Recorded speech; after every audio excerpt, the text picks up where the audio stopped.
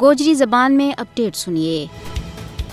بھارت کے زیر تسلط جموں کشمیر میں آزادی پسندوں ور بھارت کی طرفوں ظلم و ستم اور قہر سامانی کو سلسلہ بدستور جاری ہے۔ قتل و غارت گری، دوران حراست شہادت، املاک کی تباہی اور عزتوں کی پامالی ہر تیڑا کو معمول بنے ہوئے ہیں۔ دوسرے پاسے محکوم و مظلوم کشمیری حریت پسند عوام چیخ کے انصاف پسند دنیا تو یہ مطالبہ کر رہے ہیں کہ انہوں نے بھارتی دہشت گرد فوج کا جور و ستم تو نجات دوالما اقوام متحدہ اور دوسری انصاف پسند دنیا ان کی مدد کرے۔ بھارت کا خونی اتھا نہ مروڑ ہے۔ بھارت پر دباؤ کا لے تانجی وہ اس کشت و خون کا سلسلہ نہ بند کر کے مسئلہ کشمیر نہ کشمیریوں کی منشا اور مرضی کے مطابق حل کرنے کا اقدامات کرے، لیکن انصاف پسند دنیا بالخصوص اقوام متحدہ ان کی واز سن تو غفلت کو مظاہر کر رہی ہے۔ اقوام متحدہ کی سرد مہری اور غفلت کی وجہ سے فسطائی بھارت نہ یشوا مل رہی ہے کہ وہ آزادی پسند کشمیریاں وار مزید ظلم و ستم کرے، انہوں نے بزور شمشیر اپنی غلامی پر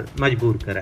حالانکہ اقوام متحدہ کی سیکیورٹی کونسل کی لاتعداد قرارداد موجود ہیں جنہاں میں کشمیریوں نے یہ حق دیتو گیا ہے کہ وہ آزادی کو مطالبہ کریں، اور ان قراردادوں کے تحت بھارت اس گل کو پابند ہے کہ وہ کشمیر میں رائے شماری کراوے تاکہ ریاست کا لوگ اپنی مرضی تے منشا کے مطابق اپنا مستقبل کو فیصلہ خود کریں۔